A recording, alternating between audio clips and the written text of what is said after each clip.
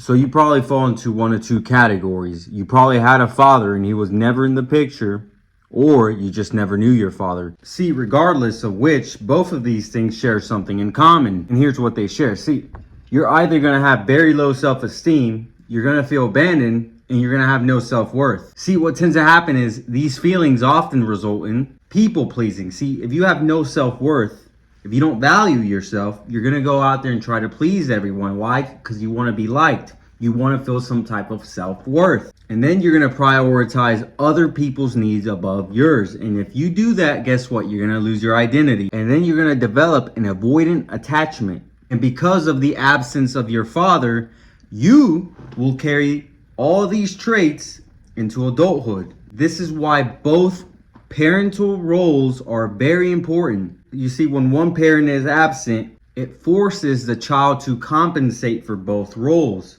which is nearly impossible. As a result, guess what? That child ends up looking for that missing role, either in the streets or in other people. So this is why you have to be very cautious of who you pick as your role model. Because if you choose the wrong fucking person, guess what? You're either going to end up in prison or you're going to end up dead. And I see it all the fucking time. They choose the wrong role models and they end up gang banging. Guess what? They end up nowhere, right? And then there's that small percentage, which is hopefully you, that actually does something with their life and actually succeeds. And this is why it's very important that you don't hold on to that victimhood, right? Just because you don't grow up without a father doesn't mean that you can act a fool. Because if you hold on to that victim mindset and you don't change your logic, guess what? You're going to end up like everyone else. You're going to have to learn to control your emotions, because I've seen that people that grow up without fathers cannot control their emotions. They have built up anger inside.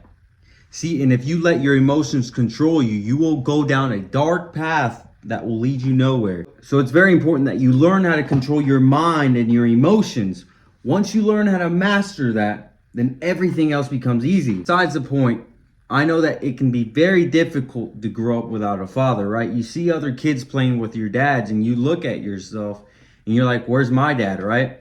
So here's the thing. I don't want you to blame yourself for that, because you're not at fault, right? You didn't choose that life. And because of that, you suffered a lot more, right?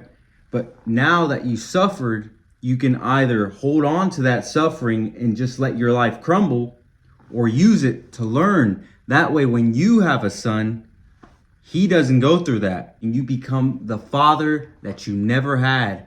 And only you can make that happen. You are the one that's going to change the trajectory of your legacy and your family. You are the only one that can do that. See, you are responsible for changing the legacy and the trajectory of your family.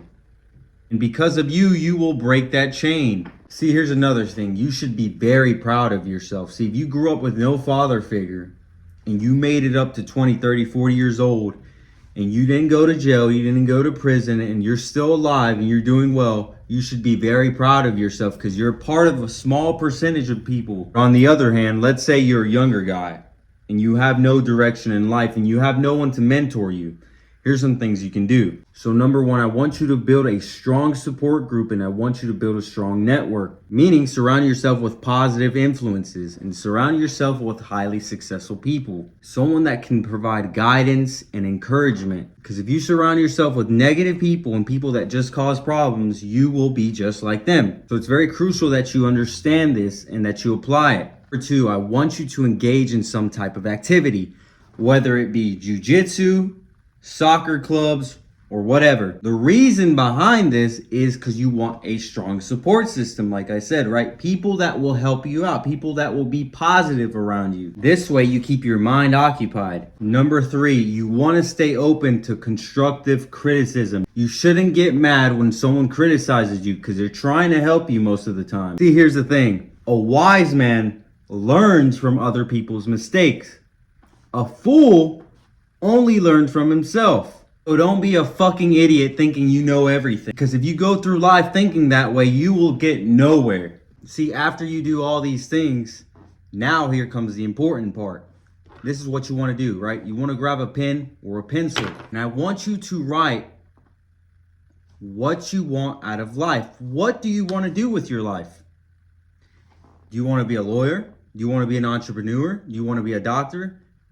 Doesn't matter, right? Pick something.